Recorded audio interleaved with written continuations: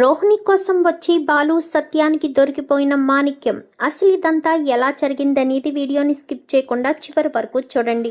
గుండె నిండా గుడిగంటలు అప్కమింగ్ ఎపిసోడ్స్లో ఏం జరగబోతుందో ముందుగా తెలుసుకోవాలి అనుకుంటే వీడియోని లైక్ చేసి ఛానల్ని సబ్స్క్రైబ్ చేసుకుని పక్కనే ఉన్న బెల్ సింబల్లో ఆల్ పై క్లిక్ చేయండి.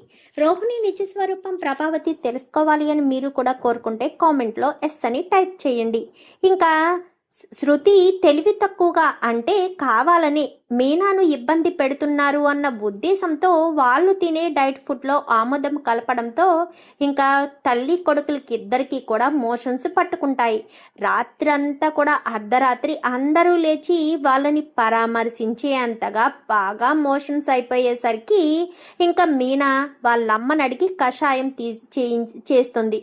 చేసేసరికి ఇంకా అప్పటికే శృతి అయితే చెప్తుంది, నేను అందులో ఆలివ్ ఆయిల్కి బదులు ఆముదం కలిపేశాను మీనా అనేసరికి, ఎంత పని చేశావు శృతి అని చెప్పి మీనా మందలించేసరికి, నిన్ను ఏమైనా అంటే ఊరుకుంటానా ఏంటి, ఆయనకి చెప్తే ఆయన పెద్ద గొడవ చేస్తారు అన్న ఉద్దేశంతో నీకు చెప్పాను నా బాధని, నువ్వు మరీ పెంట చేసావు కదా, సరే నువ్వు నాకేం చెప్పలేదు, నిన్నేమీ అనలేదు, వదిలేసే ఇక్కడికి అని చెప్పి ఇంకా మాట్లాడేసరికి, ప్రభావతి బుద్ధి తెలిసిందే కదా, తిన్న చోటే విషం కక్కడం తనకు అలవాటే కాబట్టి అప్పటి వరకు మోషన్స్తో బాధపడిన ప్రభావతి ఎప్పుడైతే మీనా ఇచ్చిన కషాయం తాగుతుందో కడుపులో గుడగొడమనడం తగ్గడంతో మీనా మీద తిరగబడుతుంది.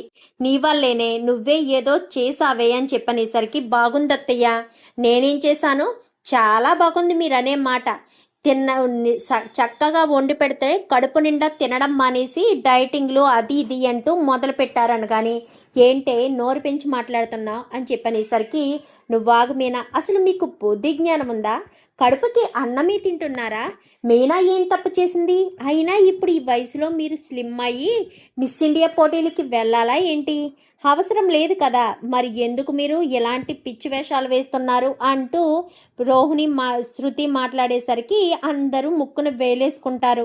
చూసారా ఎలా మాట్లాడుతుందో అని చెప్పి సత్యాన్ని అనగానే, తనతో గడ్డి పెట్టించుకుంటేనే కానీ నీకు మనశ్శాంతిగా ఉండదు కదా ప్రభా, నోరు మూసుకుని ఇక్కడి నుంచి వెళ్ళు, అర్థమవుతుందా అంటూ ఇంకా సత్యం కూడా గసరడంతో ఎవరికి వాళ్ళు వెళ్ళి పడుకుంటారు. పడుకునేసరికి మరుసటి రోజు ఉదయాన్నే మీనా బాలు గుడికి వెళ్దాము అని చెప్పి అనుకుంటారు. ఎందుకండి ఇప్పుడు గుడికి అని చెప్పాను కానీ, గుడికి వెళ్ళాలి మీనా, గుడికి వెళ్తే ప్రశాంతంగా ఉంటుంది అని చెప్పి ఇంకా మీనా బాలు ఇద్దరు కూడా గుడికి వెళ్తారు. ఎందుకంటే సత్యాన్ని పేరెంట్స్ మీటింగ్ దగ్గర వదిలిపెట్టేశారు కదా, అందుకు వీళ్ళు గుడికి వస్తారు. గుడికి వచ్చేసరికి అప్పటికే అరుణ్ వాళ్ళమ్మ ఇద్దరు కూడా గుడికి వచ్చి ఉంటారు. సుమతియే వాళ్ళని దగ్గరుండి గుడి లోపలికి కూడా తీసుకువెళ్తుంది. వాళ్ళ మంచితనం, మాట తీరు ఇంకా వీళ్ళకి కూడా అరుణ్ వాళ్ళకి కూడా బాగా నచ్చుతుంది. అందుకే అరుణ్కి తన మనసులోని మాటను సుమతికి చెప్పమని వాళ్ళమ్మ ఫోర్స్ చేయడంతో సరేనని, ఇంకా ఇదే సరైన అవకాశం, మళ్ళీ కలిసే అవకాశం ఉంటుందో ఉండదో ఆవిడతో మాట్లాడితే సరిపోతుంది కదా అన్న ఉద్దేశంతో సుమతి దగ్గరికి వెళ్ళి మీతో ఒక మాట మాట్లాడాలి అని చెప్పి అరుణ్ అయితే అడుగుతాడు. ఏంటి, దేని గురించి, మీ అమ్మగారి ఆరోగ్యం గురించా, ఇప్పుడు అంతా బాగానే ఉంది కదా అని చెప్పనేసరికి, మా అమ్మగారి ఆరోగ్యం గురించి మాట్లాడడం లేదు, నేను ముక్కుసూటిగా మాట్లాడే మనిషిని, స్ట్రైట్ ఫార్వర్డ్గా మాట్లాడతాను ఏ విషయమైనా సరే, దేని గురించి అంటున్నారు మీరు అని చెప్పాను. కానీ నేను చెప్పబోయేది మీరు తప్పుగా అర్థం చేసుకోవద్దు, నాకు మీరంటే ఇష్టం, మీ అలవాట్లు, మీ మాట తీరు, మీ నడవడిక నాకు బాగా నచ్చింది, ముఖ్యంగా మా అమ్మని చూసుకునే విధానం కూడా నచ్చింది. మా అమ్మ ఇంత తొందరగా కోలుకుంది అంటే కారణం మీరే దగ్గరుండి చూసుకున్నారు, అందుకే మిమ్మల్ని నేను పెళ్లి చేసుకుందామో అనుకుంటున్నాను, మీకు అభ్యంతరం లేకపోతేనే పెళ్లి చేసుకుందామని, మీలాంటి అమ్మాయిని పెళ్లి చేసుకుని ఇంటికి తీసుకొస్తే మా అమ్మ సంతోషంగా నిశ్చింతగా ఉంటుందని ధైర్యంగా నేను నా డ్యూటీ చేసుకోగలను అని చెప్పి మాట్లాడేసరికి, అది ఇప్పుడే నాకు పెళ్లి చేసుకునే ఆలోచన లేదు అనగానే, అదేంటి ఇప్పుడు లేదా, నన్ను చేసుకునే ఆలోచన లేదా అనగాని ఎప్పుడు చేసుకునే ఆలోచన లేదు. నాకు ఊహ తెలిసినప్పటి నుంచి కూడా మా అమ్మ ఎంతగానో కష్టపడింది. మా అక్క పెళ్ళయింది. నాకు కూడా పెళ్లి చేసి వెళ్తే బర్డెన్ అంతా మా అమ్మ మీద పడుతుంది. అందుకే మా తమ్ముడు చదువుతున్నాడు. తన చదువు పూర్తయ్యి ఏదో ఒక ఉద్యోగం వచ్చేంత వరకు మా అమ్మకు తోడుగా ఉండాలి అన్న ఉద్దేశంతోనే నేను ఈ జాబ్ చేస్తున్నాను అని చెప్పి మాట్లాడేసరికి, సరే మీరు మీ అభిప్రాయం చెప్పండి, ఎన్ని రోజులైనా నేను ఎదురు చూస్తానని అరుణ్ కాస్త వెళ్ళిపోతాడు. వెళ్ళిపోయేసరికి ఇంకా సుమతి ఆలోచనలో పడుతుంది. అప్పుడే మీనా బాలుకి ఎదురు పడడంతో, నువ్వేంటి చిన్నగంప ఇక్కడ అని చెప్పి బాలు అనేసరికి, గుడికి వచ్చాను బావా అని చెప్పనగానే, అవునా, నేను ఇప్పుడే నీ గురించి మొక్కుకుంటున్నాను. నీకు మంచి భర్త రావాలని, నాకన్నా మంచివాడు రావాలని, నాకన్నా చదువుకునేవాడు మంచి ఉద్యోగం ఉన్నవాడు రావాలని కోరుకుంటున్నాను అని చెప్పి మాట్లాడడంతో, అవునా బావా, సరే అని చెప్పనేసరికి సిగ్గుపడుతూ ఉంటుంది. చూసావా, పెళ్ళి అనగానే సిగ్గుపడుతున్నావు అనగాని, అదేమీ లేదులే అనేసరికి, అక్క నేను మొన్న హాస్పిటల్లో పరిచయం అయ్యారు అని చెప్పాను కదా, ఆవిడ్ని పరిచయం చేస్తాను రా అక్క అని చెప్పాను. కానీ లేదు సుమతి, మేము మామయ్య గారిని స్కూల్ దగ్గర డ్రాప్ చేసి వచ్చాము. మళ్ళీ స్కూల్ దగ్గరికే వెళ్ళాలి. మళ్ళీ తర్వాత ఎప్పుడైనా కలుస్తానులే అని అక్కడి నుంచి కాస్త వెళ్ళిపోతారు. ఇంకా తను ప్రసాదం తీసుకుని సరాసరి అరుణ్ వాళ్ళ అమ్మ దగ్గరికి వస్తుంది. అమ్మ సుమతి, నేను ఎలా అడుగుతున్నానని మరోలా అనుకోవద్దు. మా అరుణ్ మీద నీ అభిప్రాయం ఏంటి అనగానే, మంచివారే, ఉన్నది ఉన్నట్టుగా మాట్లాడే వ్యక్తి అనేసరికి, అలాంటి వాడికి పెళ్ళవ్వట్లేదమ్మా. నా బెంగ ఏంటంటే వాడి పెళ్ళే నా బెంగ. నీకు అభ్యంతరం లేకపోతే నా కొడుకుని పెళ్లి చేసుకుంటావా అని చెప్పనేసరికి ఒక్కసారిగా షాక్ అవుతుంది. తల్లి కొడుకు ఇదే మాట అడిగారు అని చెప్పి, నేను ఈ విషయం వాడినే నిన్ను అడగమని చెప్పాను. ఎందుకంటే వాడడిగితేనే నీ మనసులో మాట బయటకు వస్తుందని. నేను అడిగితే పెద్దరికంతో నువ్వు ఏం చెప్పాలో అర్థం కాక సతమతమవుతావు అన్న ఉద్దేశంతోనే చెప్తున్నానమ్మా. వాడిని అడగమంటే వాడు మొహమాటానికి పోయాడు. అందుకే నేనే అడుగుతున్నాను. నా కొడుకు మీద నీ అభిప్రాయం ఏంటి? నా కొడుకు మంచివాడే అని అభిప్రాయపడితే నా కొడుకుని పెళ్లి చేసుకుంటావా అని చెప్పి మాట్లాడడంతో, అది అది అనేసరికి, చెప్పమ్మా అనగానే, మా అక్క బావ, మా అమ్మ, మా తమ్ముడి ఇష్టం అంతే. నా ఇష్టంతో సంబంధం లేదు. వాళ్ళకి నచ్చితే నాకు నచ్చినట్టే అని చెప్పి సుమతి అయితే చెప్తుంది. చెప్పడంతో ఇంకా అక్కడి నుంచి కాస్త ఎవరికి వాళ్ళు ఏ పని మీద వాళ్ళు తనని ఆటో ఎక్కించేసి సుమతి హాస్పిటల్కి వెళ్ళిపోతుంది. ఇంక ఇది ఎలా ఉంటే, మనోజ్కి బాలేదు కదా, రాత్రంతా కొంచెం కడుపు నొప్పి, మోషన్స్ అయ్యాయి కదా, ఉదయం లేవడం కొంచెం ఆలస్యం అవుతుంది. రోహిణి, నువ్వు వెళ్ళి షోరూమ్ చూసుకోవా, నాకు కొంచెం 1 గంట ఆలస్యంగా వస్తాను అని చెప్పాను. కానీ సరే మనోజ్, నువ్వు వచ్చేటప్పుడు ట్యాబ్లెట్లు తీసుకునిరా, నీరసానికి ఓఆర్ఎస్ఎల్ కూడా తీసుకో. ఎందుకంటే నీరసంగా ఉన్నావు కదా, రాత్రి నుంచి మోషన్స్ అయ్యి డీహైడ్రేట్ అయ్యి ఉంటావు. టిఫిన్ ఏదైనా తీసుకుంటే బయట ఇడ్లీ మాత్రమే తీసుకో అని చెప్పి ఇంకా మొత్తం చెప్తుంది. సరే అని చెప్పి ఇంకా సైలెంట్ అవుతారు. సైలెంట్ అయ్యి, సరే నువ్వు ఉండు, నేను వెళ్తున్నానని రోహిణి కాస్త షోరూమ్ దగ్గరికి బయలుదేరుతుంది. షోరూమ్ దగ్గరికి బయలుదేరేసరికి ఇంకిక్కడ మాణిక్యం వాళ్ళు ఉన్నారు కదా, అక్క నువ్వేం టెన్షన్ పడకు, నేను చూసుకుంటాను కదా అంతాను అనగానే, అది కాదురా, వాళ్ళకి మన తరపున ఏమన్నా పెడితే బాగుంటుంది, ఆడపిల్ల తరపున అని చెప్పాను. కానీ అక్క, నా కూతుర్ని నీ కొడుక్కిచ్చి పెళ్లి చేస్తున్నానని అనుకో. ఎందుకంటే వాళ్ళకి కావాల్సినవన్నీ, ఇంటికి కావాల్సిన ఇంటీరియర్ సామానాలన్నీ కూడా నేనే పెడతాను నా మేనల్లుడికి అనగానే, అవన్నీ ఆడపిల్ల వాళ్ళు కదా పెడతారు అనేసరికి, ఆడపిల్ల వాళ్ళే పెట్టాలని రూల్ ఉందా? అసలే వాళ్ళ సొంత అమ్మాయి కాదంట, వాళ్ళ తమ్ముడు కూతురంట. ఆయన బాధ్యత తీసుకుని పెళ్లి చేస్తున్నారు.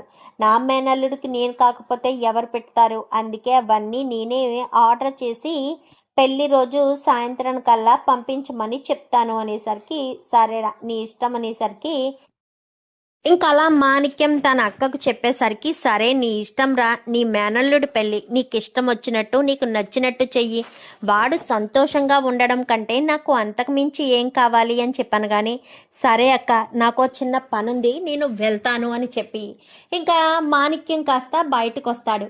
రోహిణికి ఒక మాట చెప్తే బాగుంటుందేమో అని ఫోన్ చేద్దామనుకుంటే ఫోన్ పని చేయదు. ఆ సమయంలో రోహిణి మనోజ్కి ఫోన్ చేయడంతో ఫోను బిజీ వస్తుంది కానీ రింగ్ అవ్వదు.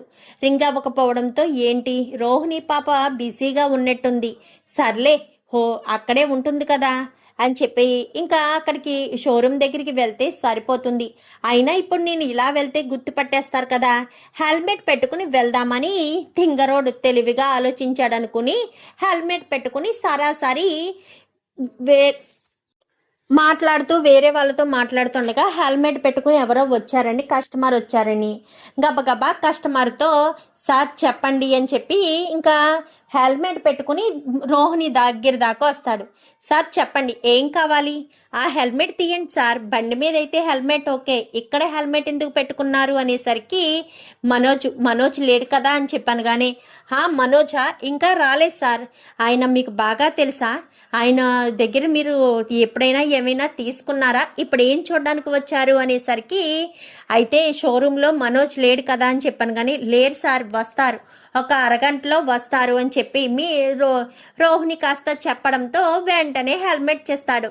పాప నేను అని చెప్పనేసరికి ఏంటి నువ్వెక్కడికి వచ్చావేంటి, అయినా హెల్మెట్ పెట్టుకుని ఇక్కడికి వచ్చావేంటి, ఇప్పుడు ఇక్కడికి ఎందుకు వచ్చావు, మనోజ్ వస్తాడు అనగాని మనోజ్ లేడు బయటికి వెళ్ళాడు అని చెప్పావు కదా పాప, నేను ఎందుకు వచ్చానంటే నేను నీకు చాలాసార్లు హెల్ప్ చేశాను కదా, ఇప్పుడు ఆ హెల్ప్కి ప్రతిఫలం అడుగుతావే ఏంటి అనగాని నాకేం వద్దు పాప, మా మేనల్లుడికి పెళ్ళి కుదిరింది, వాడికి కావలసిన ఇంట్లో వస్తువులన్నీ కూడా మీ షోరూమ్ నుంచి తీసుకువెళ్ళాలని అనుకుంటున్నాను, ఆ ఫ్రిడ్జ్ అది ఇది అన్నీ కూడా ఇక్కడి నుంచే తీసుకువెళ్తాను అని చెప్పనేసరికి అవునా సరే నాకు పలానా డేటు సాయంత్రానికల్లా డెలివరీ చెయ్యాలి అనేసరికి సరే ఏమేం కావాలి అనగానే డబ్బులు ఇచ్చేస్తానులే పాప, డబ్బులు ఇవ్వకుండా అయితే ఏమీ నేను ఎగ్గొట్టను, ఎంత అయిందో చెప్తే అంతే అమౌంట్ నేను పంపించేస్తాను, మళ్ళీ నీకు ఎదురు పడను, ఎందుకంటే మనోజ్ ఉంటే నన్ను చూస్తే ఇబ్బంది కదా నీకు, అందుకని ఇంకా నీకు ఎదురు పడకుండానే అమౌంట్ పంపించేస్తాను, ఇప్పుడు అది కావాలి ఇది కావాలి ఇది కావాలి అది కావాలి వీటన్నిటికీ ఎంత అవుతుందో ఏంటో చెప్పు అనేసరికి సరే అని ఇంకా రోహిణి కాస్త మొత్తం లెక్కలు వేస్తుంది. లెక్కలు వేసి ఇంత అవుతుంది అని ఇలా చెప్దామని ఇలా చీటిచ్చే లోపే బాలు కారు వచ్చి ఆగుతుంది. వచ్చి ఆగేసరికి ఇది బాలు కార్లా ఉందే అనుకుంటూ చూస్తూ ఉండగానే సత్యం కారులోంచి దిగుతాడు. ఎందుకంటే మీనాని తీసుకెళ్ళి ఇంటి దగ్గర డ్రాప్ చేసి అక్కడికి వెళ్తారు కదా స్కూల్ దగ్గర నుంచి సత్యాన్ని తీసుకుని సరాసరి షోరూమ్ దగ్గరికి వస్తాడు. ఎందుకంటే ఈ షోరూమ్ దగ్గరికి వచ్చి అక్కడ అకౌంట్స్ అవి చూసుకోవాల్సిన బాధ్యత సత్యాందే కదా, అవన్నీ ఒకసారి చెక్ చేద్దాము అన్న ఉద్దేశంతో షోరూమ్ దగ్గరికి వచ్చేసరికి బాలు వచ్చాడు అని చెప్పి రోహిణి అంటుంది. ఇప్పుడు బాలు ఇక్కడ కనుక నిన్ను చూశాడంటే మాత్రం అయిపోయినట్టే, ఇన్ని రోజులు మనం ఎంత కష్టపడి ఆడిన నాటకం అంతా బయట పడిపోతుంది, హెల్మెట్ పెట్టుకో అని చెప్పాను కానీ హెల్మెట్ పెట్టుకుంటాడు. ఇంకా మాణిక్యం అయితే హెల్మెట్ పెట్టేసుకునేసరికి ఈలోపు బయటికి వెళ్ళిపోదామంటే వెళ్ళలేని పరిస్థితి, అక్కడే ఉంటాడు. ఈలోపు బాలు ఇటు సత్యం ఇద్దరు కూడా లోపలికి వచ్చేస్తారు. ఇద్దరు లోపలికి వచ్చేసేసరికి ఏంటి ఏం చేస్తున్నారు, ఇతనెవరు హెల్మెట్తో సహా లోపలికి వచ్చేసాడు అని చెప్పి సత్యం అంటాడు. ఇతన్ని చూస్తే ఎక్కడో చూసినట్టు ఉంది నాన్న, ఆ హెల్మెట్ తీస్తారా ఒకసారి అనగానే ఎందుకు అన్నట్టు సైగ చేస్తాడు. అదేంటి మాట్లాడడం లేదు, సైగలు చేస్తున్నారు మోగవాళ్ళ అని చెప్పాను కానీ అవును అన్నట్టు బొర్రూపుతాడు.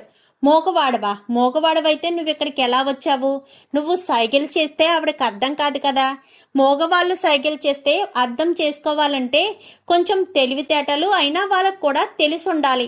అయినా హెల్మెట్తో లోపలికి రావడం ఏంటి, బండి నడిపేటప్పుడు హెల్మెట్ పెట్టుకుంటే సరిపోతుంది కానీ షోరూంలోకి హెల్మెట్తో రావాల్సిన అవసరం లేదు, ఒక్కసారి ఆ హెల్మెట్ తీస్తావా అని చెప్పి మాట్లాడేసరికి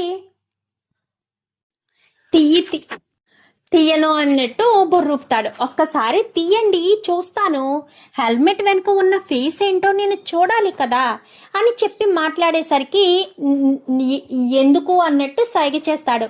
ఒక్కసారి తీస్తారా తీరా అనగానే రోహిణి లోపు ఎందుకు బాలు అంతా ఆయన్ని ఫోర్స్ చేస్తున్నావు, ఇక్కడికి వచ్చినప్పటి నుంచి ఏదో సైగలు చేస్తున్నారు, వేరే వాళ్ళు ఎవరో వస్తారంట, వచ్చాక ఏయో తీసుకుంటామన్నట్టు ఆయన చేత్తో చూపిస్తున్నాడు. ఈలోపు నువ్వెందుకు పార్లలమ్మా అంత కంగారు పడుతున్నావు, నేను హెల్మెట్ తీయమని చెప్పింది ఆయన్నైతే నువ్వెందుకు అంతలా టెన్షన్ పడుతున్నావు, ఏంటి పార్లలమ్మా ఏంటి అని చెప్పాను. కానీ నాకెందుకు కంగారు, నాకెందుకు భయం అని చెప్పి రోహిణి అంటుంది. చూడు పార్లలమ్మ, నువ్వు సైలెంట్గా ఉండు. ఏమండి ఒక్కసారి హెల్మెట్ తీస్తారా, ఈ బాడీని చూస్తుంటే ఎక్కడో చూసినట్టుంది, ఏనాన్నా నీకు అనుమానం రావట్లేదా అనగానే నేను ఎక్కడో చూసినట్టే అనిపిస్తుందిరా బాలు, ఎక్కడ చూసానో తెలియడం లేదు అనగానే నాకు అదే అర్థం కావట్లేదు, పైగా ఈయన మాట్లాడటం లేదు, నోరు తెరిచి మాట్లాడితే నాకు టక్కన గుర్తొచ్చేస్తుంది, కానీ ఇప్పుడు మాట్లాడడం లేదు, చెప్పండి మీరెవరు ఏంటి చెప్పండి అంటూ ఇంకా బాలు ఫోర్స్ చేస్తూ ఉంటాడు. వెళ్తానన్నట్టుగా సైగ చేసేసరికి అమ్మయ్య వెళ్ళిపోతాడు అనుకునే లోపు ఆగండి, ఎవరు మీరు, హెల్మెట్ ఎందుకు తీయడం లేదు, నా ముందు హెల్మెట్ తీయడానికి ఎందుకంత మొహమాట పడుతున్నారు, తీయండి హెల్మెట్ తీయండి అని చెప్పి ఇంకా ఎంతగానో ఫోర్స్ చేసేసరికి లేదు లేదు అని చెప్పి వెళ్ళబోతుండగా చెయ్యి పట్టుకుని హెల్మెట్ని కాస్త బలవంతంగా తీసేస్తాడు బాలు. అయితే తీసేసరికి తీరా మోసి చూస్తే మాణిక్యం, అప్పుడే అక్కడికి మనోజ్ కూడా వస్తాడు.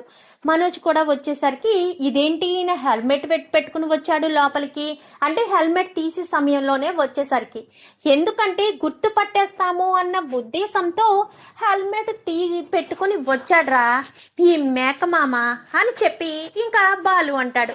ఏంటిది ఇందాక నుంచి మోగోడివి అన్నట్టు మాట్లాడావు, హెల్మెట్ పెట్టుకుని రావడం ఏంటి, నువ్వెక్కడో ఓల్డ్ టూర్లో ఉంటావు అని మీ మేనకోడలు అస్తమానం చెప్తూ ఉంటుంది కదా, మరి నువ్వు హెల్మెట్ పెట్టుకుని ఇక్కడ ఉండడం ఏంటి, ఏంటిదంతా హెల్మెట్ ఇందా నుంచి ఎందుకు తీయట్లేదు, నా ముందు మోహం ఎందుకు దాచుకుంటున్నావు, నువ్వు ఇక్కడే ఉన్నప్పుడు ఎందుకు హెల్మెట్లో ఫేస్ దాచుకుని అబద్ధం చెప్పి మోగవాడవని చెప్పావు, చెప్తావా చెప్పవా అంటూ కోహలర్ పట్టుకుంటాడు.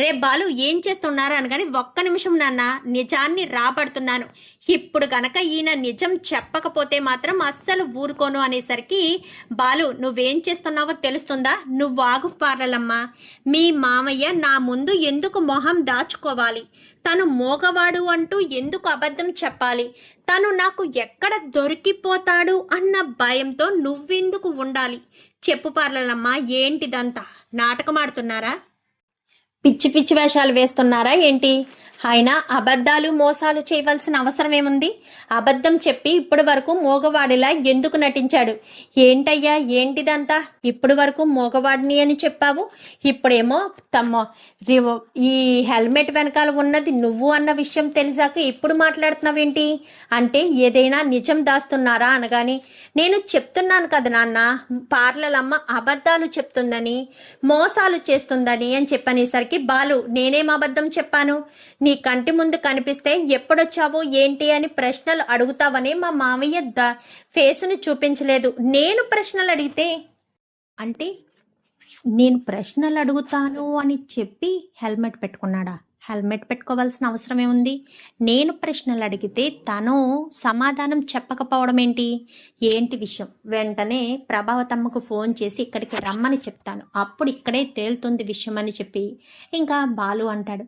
ఏంటి అత్తయ్య ఇప్పుడు ఇక్కడికి వస్తారా ఏంటి, ఇప్పుడు బాలు చెప్పిన దానికి అత్తయ్య ఎంతమందిలో నన్ను కొట్టినా కొడతారు అని చెప్పి రోహిణి భయపడుతుంది. ఇప్పుడు అత్తయ్యకి ఫోన్ చేసి రమ్మని చెప్పడం ఏంటి బాలు, అసలు నువ్వు ఏం చేస్తున్నావు నీకు తెలుస్తుందా, అయినా మా మామయ్య వచ్చాడు అనగాని వచ్చాడు సరే, మరి నీతో నార్మల్గానే మాట్లాడాలి కదా, హెల్మెట్ పెట్టుకుని దొంగతనంగా రావడం ఏంటి, నేను అడిగినప్పుడైనా సరే వేసుకున్న హెల్మెట్ తీయాలి కదా, పోనీ మాట్లాడాలి కదా, అంటే హెల్మెట్ వెనుక ఉన్న ఫేస్ ఏంటో నాకు తెలియకూడదు అన్న ఒకే ఒక్క కారణం చేత ఇదంతా జరిగింది అని. నాన్న, నేను ఆలస్యం చేయనని వెంటనే బాలు పక్కకు వెళ్ళి ప్రభావతికి ఫోన్ చేస్తాడు. నువ్వెక్కడున్నా అర్జెంటుగా షోరూమ్ దగ్గరికి రా, వస్తే నీకే మంచిది అని చెప్పి ఇంకా బాలు ఫోన్ పెట్టేయడంతో ఏంటొదినా ఏంటి అనగానే ఉండు నేను ఇప్పుడే వస్తానని బాలు ప్రభావతి కాస్త వెంటనే షోరూమ్ దగ్గరికి వస్తుంది. ఎందుకు రానగానే ఈయనెవరో చూసావా అనేసరికి అదేంటి బావగారు మీరు ఎక్కడున్నారేంటి అని చెప్పనేసరికి ఇక్కడ ఉండడం కాదు ప్రభావతమ్మ, అతను నేను వచ్చేటప్పటికి హెల్మెట్ పెట్టుకుని ఉన్నాడు. హెల్మెట్ తీయమని అంటే మోగవాణ్ణి అంటూ సైగలు చేశాడు. పార్లలమ్మ కూడా నేను హెల్మెట్ తీస్తే తను నాకు ఎక్కడ దొరికిపోతాడో అన్న ఉద్దేశంతోనే తను హెల్మెట్ తీయకుండా మోగవాడిలా నటించాడు. ఇదంతా ఏంటి? అయినా ఎప్పుడు వరల్డ్ టూర్లో ఉండే వాళ్ళ మామయ్య హెల్మెట్ పెట్టుకుని రావడం ఏంటి? పైగా బయట బండి ఉంది, ఇక్కడ బండి ఇచ్చే వాళ్ళు ఎవరున్నారు? హెల్మెట్ పెట్టుకుని ఇక్కడికి రావడం ఏంటి? వచ్చిన వాళ్ళు మన ముందు ఎందుకు మొహం దాచుకోవాలి? ఇదంతా చూస్తుంటే పార్లలమ్మ ఏదో విషయాన్ని దాచిపెడుతుందని క్లియర్గా తెలుస్తుంది. పార్లలమ్మ ఏం నిజం దాచిపెడుతుంది, ఏం మోసం చేస్తుంది, అసలు విషయం తెలియాలి అని చెప్పనేసరికి ఏంటి రోహిణి ఏంటిదంతా? మీ మామయ్య హెల్మెట్ పెట్టుకుని ఫేస్ దాచుకోవడం ఏంటి? బాలు అడిగినప్పుడు మోగవాడిలా నటించడం ఏంటి? నాకిదంతా ఏమీ అర్థం కావట్లేదు అనేసరికి అది కాదత్తయ్య, బాలు ప్రశ్నల వర్షం కురిపిస్తాడని మా మామయ్య హెల్మెట్ పెట్టుకున్నాడు అనగానే బాలు అడిగే ప్రశ్నలకి మీ మామయ్య దగ్గర సమాధానం ఉండదా? వాడికి ఎవరి మీదైనా అనుమానం వస్తేనే వాడు ప్రశ్నలు అడుగుతాడు అని సత్యమంటాడు. అవును రోహిణి, వాడికి అనుమానం వస్తేనే అడుగుతాడు. అయినా మీ మామయ్య హెల్మెట్ పెట్టుకుని ఎందుకు వచ్చాడు? బాలుయే కదా హెల్మెట్ తీశాడు. అవును సార్, అప్పటి వరకు హెల్మెట్ పెట్టుకుని మోగవాడిలా నటించిన మీ మామయ్య ఇప్పుడు హెల్మెట్ తీయడానికి అంత టెన్షన్ పడడం ఏంటి? పైగా బాలు ఉన్నాడని వెళ్ళిపోవడానికి కూడా ప్రయత్నించాడంట. ఏంటిదంతా? నాకేమీ అర్థం కావట్లేదు అంటూ ప్రభావతి కాస్త అనేసరికి అది కాదత్తయ్య అని చెప్పి ఇంకా మాట్లాడడంతో ప్రభా ముందు ఇంటికి వెళ్దాం, ఇంటికి వెళ్ళాక మాట్లాడుకుందాం అనేసరికి ఇంకా సత్యం వీళ్ళంతా కూడా బాలు పదరా అని ఇంటికి వచ్చేస్తారు. ఇంటికి వచ్చేసరికి చూడు ప్రభావతమ్మ, పార్లలమ్మ ఏదో విషయాన్ని దాచిపెడుతుంది, అది నువ్వు తెలుసుకోలేకపోతున్నావు. నేను వెళ్ళేటప్పటికి హెల్మెట్ పెట్టుకుని హెల్మెట్ తీసేసున్నది హెల్మెట్ పెట్టుకున్నాడు. పైగా నన్ను చూసి వెళ్ళిపోవడానికి ప్రయత్నించాడు, మోగవాడిలా నటించాడు. నేను ఆ బాడీ కటౌట్ చూసే నాకు అనుమానం వచ్చింది. ఎవరు అని ఎంతోసేపు ప్రశ్నిస్తే సమాధానం చెప్పలేదు. నువ్వు గనక గట్టిగా అడగకపోయి ఉంటే మాత్రం పార్లలమ్మ దాస్తున్న నిజం ఎప్పటికీ బయటికి రాదు. అది గుర్తుపెట్టుకో, నువ్వు గుర్తుపెట్టుకోవాల్సిన విషయం అదే అని చెప్పి ఇంకా ప్రభావతిని బాలు హెచ్చరించేసరికి ప్రభావతి ఆలోచనలో పడుతుంది. నిజంగానే బాలుగాడు చెప్పినట్టుగా ప్రభావతి రోహిణి అబద్ధం చెప్తుందా, మోసం చేస్తుందా? రోహిణి మోసం చేయాల్సిన పనేంటి? రోహిణి ఎందుకు ఇలాంటి పని చేస్తుంది అని ఆలోచిస్తూనే ఇంకా ప్రభావతి అయితే ఆలోచించడం మొదలు పెడుతుంది. ఇంకా రోహిణి భయపడుతూనే ఇంటికి వస్తుంది. ఏంటి రోహిణి, ఏంటి? నా దగ్గర ఏమన్నా అబద్ధం చెప్తున్నావా, మోసం చేస్తున్నావా? మీ మామయ్య ఇక్కడెందుకున్నాడు? అయినా మీ మామయ్య ఇక్కడ ఎవరితో పరిచయం ఉంది? ఇక్కడ ఎవరూ మీ మామయ్యకి తెలియదు కదా, మరి హెల్మెట్ పెట్టుకుని ఎలా వచ్చాడు? బాలు అడిగినప్పుడు హెల్మెట్ తీసి సమాధానం చెప్పడం మానేసి హెల్మెట్లోనే తను మొహాన్ని దాచుకుని మోగవాడిలా నటించాల్సిన అవసరం ఏంటి? చెప్తావా చెప్పవా అంటూ ప్రభావతి చెంప పగలగొట్టేసరికి అది అంటూ ఇంకా రోహిణి నిజం చెప్పాలా వద్దా అనే టెన్షన్లో ఇంకా నిజాన్ని ఎలా దాచిపెట్టాలి, ఇప్పుడు నేను ఎలా కప్పిపుచ్చాలి అని ప్రభావతి ముందు రోహిణి నటించడానికి ఎంతగానో ప్రయత్నం చేస్తుంది. అది కాదత్తయ్య అని ఎంతో ట్రై చేస్తూ ఉంటుంది. కానీ చెప్పే అవకాశము ప్రభావతి ఇవ్వదు. ఇటు రోహిణి నిజం చెప్పాలా, ఇప్పుడు నిజం చెప్తే నా పరిస్థితి ఏంటి అని టెన్షన్లో పడుతుంది ఇంకా రోహిణి అయితే. మరి ఇప్పుడు ప్రభావతికి అనుమానం వచ్చింది కాబట్టి ప్రభావతి నిజం తెలుసుకునే ప్రయత్నం చేస్తుందా? రోహిణిని ఫాలో అవ్వడం, రోహిణి గురించి తెలుసుకోవడం, ఎంక్వైరీ చేయడం ఇలాంటివన్నీ కూడా చేస్తే రోహిణి గురించి అసలు విషయాలు బయటికి వచ్చేస్తాయి కదా. మరి అలా వచ్చేస్తే అసలు పరిస్థితి ఏమవుతుంది చూద్దాం. మరి రాబోయే ఎపిసోడ్స్లో ఇలాగే జరగాలని మీరు కూడా కోరుకుంటే వీడియో నచ్చితే లైక్ చేసి ఛానల్ని సబ్స్క్రైబ్ చేసుకుని పక్కనే ఉన్న బెల్ సింబల్లో ఆల్ పై క్లిక్ చేయండి. Thank you for watching.